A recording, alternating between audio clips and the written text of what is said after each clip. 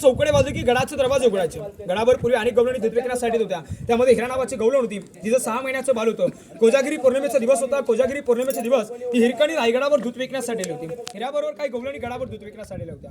हिराचं दूध काही संपलं नव्हतं. संध्याकाळची वेळ झाली. काही गवळणी दूध विकून घरी माघारी गेल्या आणि हिरा गवळण मात्र गडावर एकटीच राहिली. नेहमीप्रमाणे संध्याकाळी 5:30 वाजले. 5:30 वाजता नगारखान्यावर नगार तुतारी चौकडे वाजले आणि गडाचे दरवाजे बंद झाले. गडाचे दरवाजे हे बंद झाल्यानंतर त्या मातेच्या ध्यानी म्हणे आलं, माझं 6 महिन्याचं बाल घरी ताना आहे. गडाचे दरवाजे बंद झाले, गडाचे दरवाजे बंद झाले, मी घरी जाऊ कुठून? गडाचा मुख्य गेट महाद्वार. हिरा महाद्वारापर्यंत जाते. गडाचे किल्लेदार सांगोजी काटकरांना हिरकणी हात जोडून विनंती करते, काटकर दरवाजा उघडा, माझं 6 महिन्याचं बाल घरी ताना आहे. घरडत असेल, मला घरी जाऊ द्या. सांगोजी काटकराला काय म्हटलं की हिरा, आम्हाला राजांची आज्ञा, आता आम्ही दरवाजा उघडू शकत नाही. तू आमच्या गावातली आहेस, यासाठी तुला आम्ही गडावराची सोय करतो. आज गडावर, उद्या सकाळी घरी सोडतो. सांगोजी काटकरांनी हिराला गडावराची सोय केली. हिरा काही रे ना, हिरा पूर्ण 1200 एकरचा एरिया फिरते.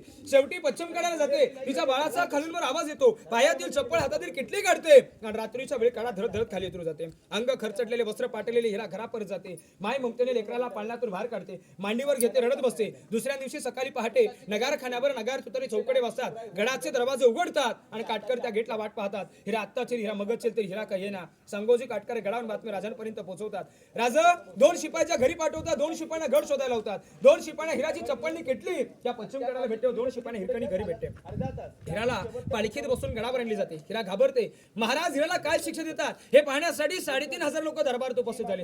महाराजाने हिराला विचारलं, हिरा कुठून खाली उतरलीस? कडा मला दाखव. हिराने पश्चिम कडा दाखवला. राजे मी या कडावरून खाली उतरले. राजे हिराला म्हटले, हिरा तू रात्री जशी कडा उतरलीस तशी आम्हाला पुन्हा एकदा उतरून दाखव. हिरा म्हणते, नाही राज, अहो ज्यावेळेस माझ्या नजरेसमोर माझं ताने बाळ दिसत होतं त्यावेळेस मी कडा उतरून खाली गेले, आता उतरू शकत नाही. महाराज हिरोजींकडे पाहतात. हिरोजी मान झुकवतात. राजे हिरोजींना म्हणतात, हिरोजी गडावरनं खाली स्त्री उतरते तर गडावर पुरुष हसत चढू शकतो.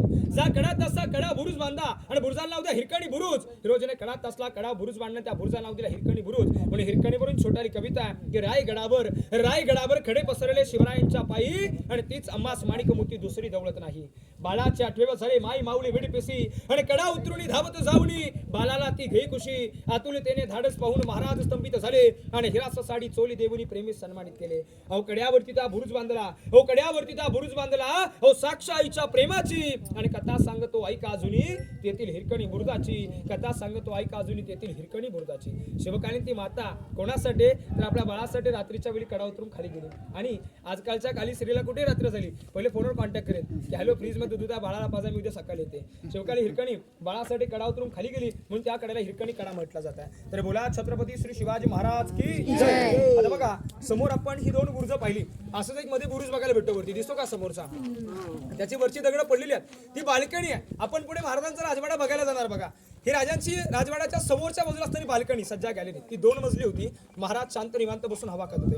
आज तो कोणी 8 खिडक्या आहेत. आपण इतिहासात पाहिलं तर राजांचा 8चा कडे लकी बघा. आपण इतिहासात पाहिलं तर राजांच्या 8 राण्या होत्या. सिंहासन अष्टकोनी, बाल्कनी अष्टकोनी, मंत्री 8, राजमुद्रा अष्टकोनी. म्हणजे महाराजांचा 8चा आकडा राजांसाठी शुभ होता. बघा अष्टकोनी ती बाल्कनी आहे आणि इकडे विटांच्या बाळकामाची खोली ती टंकसाल.